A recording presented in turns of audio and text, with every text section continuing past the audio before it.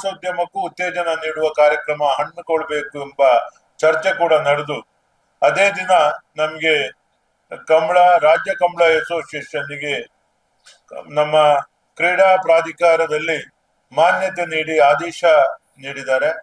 ನಮ್ಗೆ ಬಹಳ ಸಂತಸ ಆಗಿದೆ. ಕಂಬಳ ಯಶಸ್ವಿಯಾಗಿ ನಡಿಬೇಕು, ಅದು ನಿರಂತರವಾಗಿ ನಡಿಬೇಕು.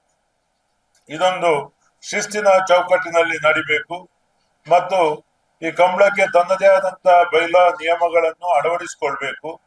ಈ ರೀತಿಯ ಅನೇಕ ಸೂಚನೆಗಳನ್ನು ಅಲ್ಲಿ ನಮ್ಗೆ ನೀಡಿದ್ದಾರೆ.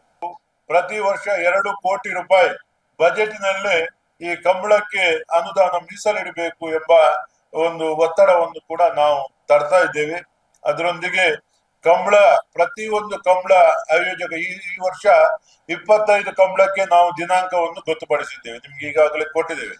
ಆ 25 ಕಂಬಳಕ್ಕೂ ಒಂದೊಂದು ಆಯೋಜಕರನ್ನು IPL ಮಾದರಿಯಲ್ಲಿ ಆಯೋಜಕರನ್ನು ಸಿದ್ಧಪಡಿಸಬೇಕು ಅಂತ ಕೂಡ ನಮ್ಮ ರಾಜ್ಯ ಕಂಬಳ ಅಸೋಸಿಯೇಷನ್ ಒಂದು ಪ್ರಮುಖವಾದಂತಹ ಒಂದು ನಮ್ಮ ಇಚ್ಛೆ ಆಗಿದೆ.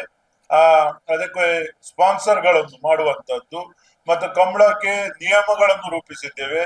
ಅದನ್ನು ನಾವು ಈಗ ಬರುವ ವಾರ ನಮ್ಮ ಎಲ್ಲ ಪ್ರಥಮ ರಾಜ್ಯ ಕಂಬಳ ಅಸೋಸಿಯೇಷನ್ ಸಮಿತಿಯ ಸಭೆಯನ್ನು ಕೂಡ ಕರೆದಿದ್ದೇವೆ.